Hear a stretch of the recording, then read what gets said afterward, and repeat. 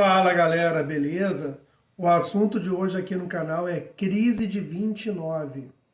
Uma crise de superprodução capitalista que vai ser a maior crise econômica do século XX.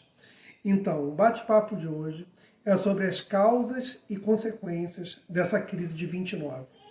Não só isso, né? Entender como é que o sistema capitalista funciona e como o próprio sistema capitalista, ele não só provoca as crises, como ele próprio se reproduz a partir dessas crises. Como é que ele se recria, ele se retroalimenta das crises. Então, o bate-papo de hoje, crise de 29.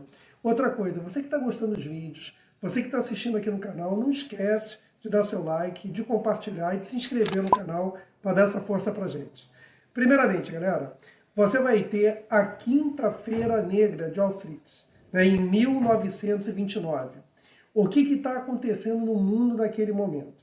Você vai ter o pós-Primeira Guerra Mundial, você vai ter uma Europa destruída, né, devido à Primeira Guerra Mundial, e os Estados Unidos mandando capitais para a Europa num processo de reconstrução da Europa.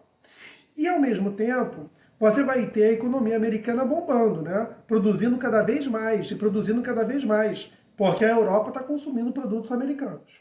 Só que chega um momento, ali mais ou menos na metade da década de 20, que a economia europeia se recupera. E a economia europeia começa a se recuperar e alguns países começam a adotar uma política protecionista.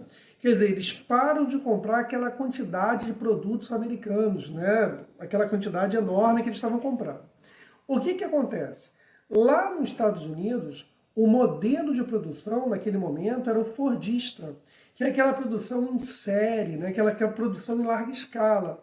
Então, a economia americana, as empresas, continuaram produzindo, mesmo que não tivesse mais aquela demanda europeia.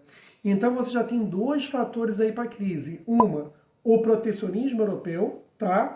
Dois, né, o modelo fordista de produção, que continua a produção mesmo não tendo a saída, mesmo não tendo a demanda para aquele produto. Um terceiro fator seria essa economia liberal. Você deixar a economia ser, né, administrada pelo mercado, né? A lei do mercado de oferta e procura, né? A mão invisível do mercado autorregulando a economia. Essa política liberal, ela também vai levar à crise de 29. Um quarto fator, né, para a crise seria o desemprego. No próprio Estados Unidos, já tinha alguns índices de desempregos que vinham aumentando com o tempo, o que estava fazendo, de certa forma, com que a economia americana começasse a ter uma pequena retração do consumo interno. Então esse seria o quarto motivo aí, o desemprego. E o quinto, a especulação financeira. Eu queria lembrar a vocês que em 29, 50% da classe média americana investia em bolsa de valores. Você vai ter uma economia extremamente especulativa. Então, 5 fatores causaram a crise de 29. Vamos lá? O primeiro, a especulação o quê? Financeira, né? Uma classe média que vai investir demais na bolsa de valores e quando esse sistema quebra, quebra todo mundo junto. Especulação financeira. 2, desemprego. 3, modelo fordista de produção. 4, protecionismo europeu. E quinto, né, o liberalismo. E qual a solução, então, para essa crise? Que ela vai afetar os Estados Unidos e acaba afetando toda a economia capitalista em volta. O único país do mundo que não foi afetado por essa crise foi a União Soviética, por ser um país socialista, de economia fechada.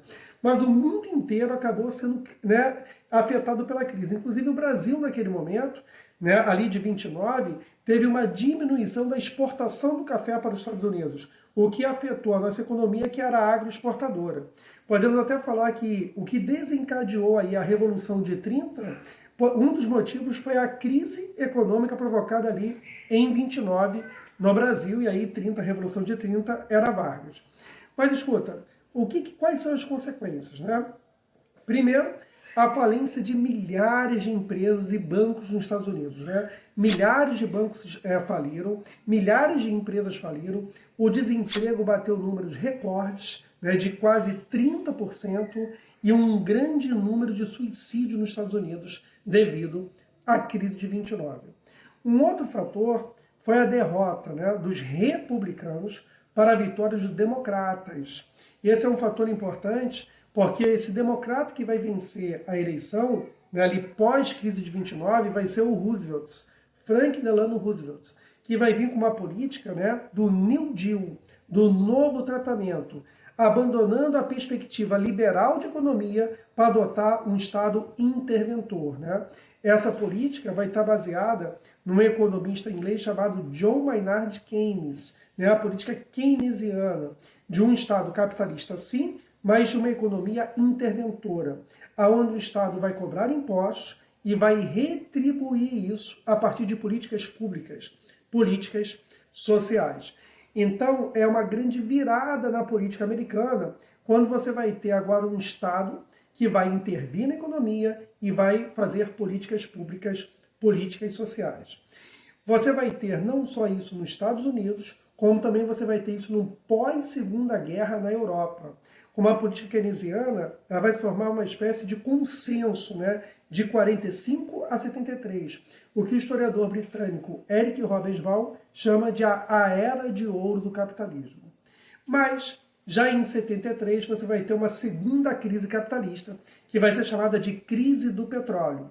E esses ideais, né, de welfare state, de política keynesiana, de Estado interventor, de políticas públicas, né, acaba sendo abandonado, né, esses ideais foram abandonados para uma perspectiva liberal, neoliberal. Então, a partir de 73, volta aquele discurso único, né, da não intervenção do Estado, das privatizações, de funcionário público não trabalhar. Mas, com certeza, isso já é, né, um outro vídeo.